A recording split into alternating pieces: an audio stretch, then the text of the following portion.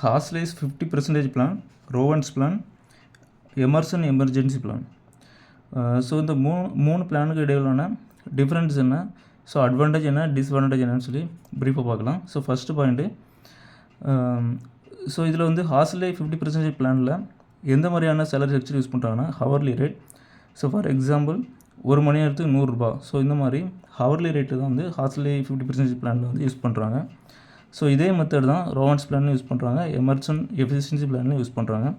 So மூணுக்குமே வந்து இந்த salary structure வந்து சேமாக தான் இருக்குது.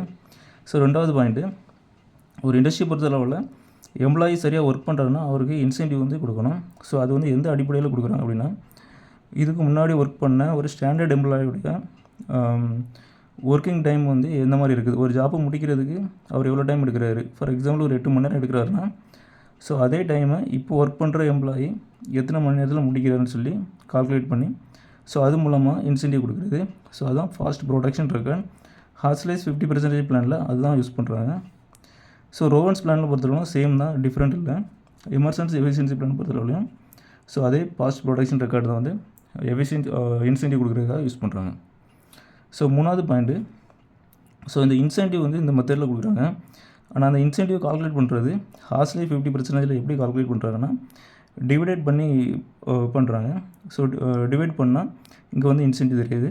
அதே ரோவன்ஸ் பிளானில் பார்த்தீங்கன்னா ஃப்ராக்ஷன் மெத்தடில், அதாவது ஃப்ராக்ஷன் மெத்தடில் வந்து இங்கே இன்சென்டிவ் கால்குலேட் பண்ணுறாங்க. அதே எமர்சன் எஃபிஷியன்சி பிளான் பொறுத்தளவில் எஃபிஷியன்சி மெத்தட், அதாவது வந்து போனஸை கால்குலேட் பண்ணி அது மூலமாக இங்கே இன்சென்டிவ் வந்து மெஷர் பண்ணுறாங்க. ஸோ இதான் மூணாவது பாயிண்ட்டு.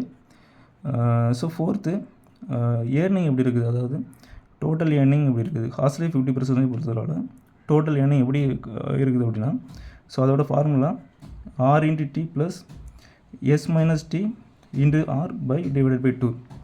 ஸோ இதில் ஆர்னால் என்னென்னா ரேட் ஆஃப் பெர் ஹவருடைய ரேட்டு. ஸோ வந்து பெர் ஹவருக்கு எவ்வளோ ரூபா கொடுக்குறாங்க. ஸோ 100 ரூபானா ஃபார் எக்ஸாம்பிள் 100 ரூபா வச்சுக்கலாம், 100 ரூபா கொடுக்குறாங்க. இன்ட்டு டி, ஸோ வந்து அந்த எம்ப்ளாயி எவ்வளோ நேரம் ஒர்க் பண்ணியிருக்கிறாரு. ஸோ ஃபார் எக்ஸாம்பிள் ஒரு 6 மணி நேரம் ஒர்க் பண்ணுறாருன்னா ஸோ அது 6ன்னு வச்சுக்கலாம். எஸ்ன்னு ப்ளஸ் எஸ் அப்படின்னா ஸ்டாண்டர்ட் டைம். ஸோ அந்த எம்ப்ளாயி எவ்வளோ நேரம் கண்டிப்பாக அந்த ஜாப் முடிகிறதுக்கு எவ்வளோ டைம் வரை அவருக்கு அலவுட் இருக்குது. ஸோ அதான் எஸ்ஸு.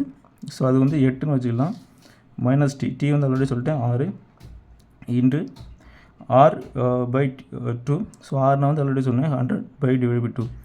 ஸோ இந்த ஆர் இன்ட்டு டின்னா அந்த எம்ப்ளாயோடைய சேலரி. ஸோ இந்த S minus T into R divide by 2 அப்படின்னா அந்த எம்ப்ளாயோட இன்சென்டிவ். ஸோ இதில் வந்து சேலரி எவ்வளோ வருதுன்னா, ஒரு 6 மணி நேரம் ஒர்க் பண்ணதுனால 600 வந்துருக்குது, இன்சென்டிவ் 100 வந்துருக்குது. ஸோ இந்த ரெண்டும் கால்குலேட் பண்ணும்போது அவருடைய சேலரி வந்து வந்துடும். ஸோ அதே போல் வந்தீங்கன்னா ரோவன்ஸ் பிளான் பொறுத்தவரையும் ஃபார்முலா இருக்குது, R into T plus S minus T divided by C S into R dot T. So அதே ஃபார்முலா கிடையாது, ஃபார்முலா டிஃப்ரெண்ட்டாக இருக்குது. இதாவது ஃப்ராக்ஷன் மெத்தடில் வந்துருக்கு. ஸோ இதுலேயும் வந்து சேலரி வந்து அதே தான். 6 மணி நேரம் அவர் ஒர்க் பண்ணுறாரு அப்படின்னா நார்மல் சேலரி 600 ரூபா. ஆனால் இன்சென்டிவ் பார்த்திங்கன்னா இங்கே வந்து 150 ரூபா வந்துருக்குது. ஆஸ்திரேலியாவில் 100 ரூபா வந்துருக்குது, இதில் 150 ரூபா வந்துருக்குது. ஸோ ரெண்டையும் கூட்டும்போது ஓவராலாக ரோவன்ஸ் பிளானில் அவரோட சேலரி பார்த்திங்கன்னா 750 ரூபா வந்துருக்குது. ஸோ அடுத்தது பார்த்திங்கன்னா எமர்சன்ஸ் பிளான். ஸோ எமர்சன்ஸ் பிளானை பொறுத்தவரை ஃபார்முலா வந்து is equal to R into T plus KRT. So ஆர்னா பெர் ஹவருக்கு எவ்வளோ ரேட்டு, எவ்வளோ ரூபா, டி வந்து அவருடைய ஒர்க்கிங் டைம் ப்ளஸ் கேனா போனஸ். போனஸ் எப்படி கால்குலேட் பண்ணுவாங்கன்னா எஃபிஷியன்சி மூலமாக. ஸோ எஃபிஷியன்சி பார்த்தீங்கன்னா standard time by actual time, அவர் எவ்வளோ டைம் ஒர்க் பண்ணியிருக்காரு. ஸோ இது போடும்போது ஸ்டாண்டர்ட் டைம் வந்து ஆல்ரெடி நம்ம வந்து ஃபார் எக்ஸாம்பிளாக 8 எடுத்துக்கலாம். அதே போல் ஆக்சுவல் டைம் 6 மணி நேரம் ஒர்க் பண்ணியிருக்காரு. ஸோ அதை டிவைட் பண்ணும்போது எஃபிஷியன்சி நமக்கு இதில் எவ்வளோ வரும்னு பார்த்தீங்கன்னா 8/6 போடும்போது 1.03. அது பெர்சன்டேஜில் மாற்றும்போது 103 வரும். ஸோ 103% போனஸ் பார்த்தீங்கன்னா 0.23. அதாவது இது வந்து கால்குலேட் டேபிள் வந்து நம்ம எடுத்துக்கலாம் 0.23. ஸோ போனஸ் தெரியும் இன்ட்டு அதே போல் ஆர் இன்ட்டு டி. ஆர் வந்து அவருடைய ஹவர்ஸுக்கு எவ்வளோ பைசா இன்ட்டு டி. ஸோ இதை வந்து நம்ம கால்குலேட் பண்ணும்போது நார்மல் சேலரி 600 ரூபா வந்திருக்குது. அதே நேரத்தில் இன்சென்டிவ் பார்த்திங்கன்னா 138 ரூபா இன்சென்டிவ் வந்திருக்குது. ஸோ மொத்தமாக கூட்டும்போது அவருடைய டோட்டல் ஏர்னிங் 738. ஸோ இந்த 3 பிளான் பொறுத்தளவில்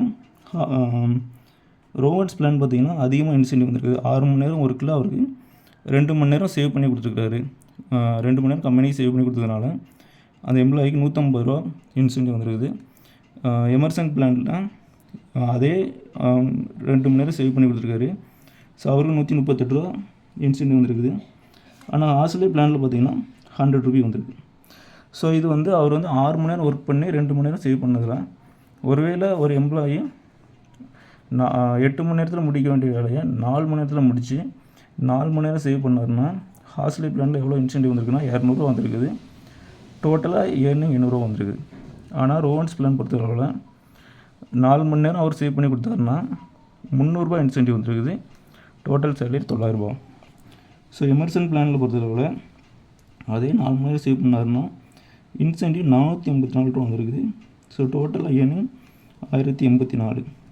ஸோ இந்த எமர்சன் பிளான் பொறுத்தளவில் எஃபிஷியன்சி அப்படிங்கிறதுனால எஃபிஷியன்சி பெர்சன்டேஜாக இன்க்ரீஸ் ஆகி போயிட்டே இருக்கும். ப்ரொடக்டிவிட்டி இம்ப்ரூவ்மெண்ட் ஆக அவருடைய சேலரியும் வந்து பெர்சன்டேஜ் கணக்கில் அதிகமாக இன்க்ரீஸ் ஆகும். ஸோ இதில் பொறுத்தளவில் எமர்சன் தான் வந்து பெஸ்ட்டாக இருக்குது. ஸோ நெக்ஸ்ட்டு பார்த்திங்கன்னா அதே ஒரு எம்ப்ளாயி 8 மணி நேரம் முடிக்க வேண்டிய வேலையை ஸோ அதிகமாக டைம் எடுத்துட்டார். ஸோ 10 மணி நேரம் ஆக்கிட்டார். அந்த ஒர்க்கு முடிக்கிறதுக்கு 10 மணி நேரம் ஆக்கிட்டார் அப்படின்னா ஆஸ்திரேலியா பிளானை பொறுத்தளவில் இன்சென்டிவ் எதுவுமே கிடையாது. ரோவன்ஸ் பிளான்லேயும் வந்து இன்சென்டிவ் எதுவுமே கிடையாது.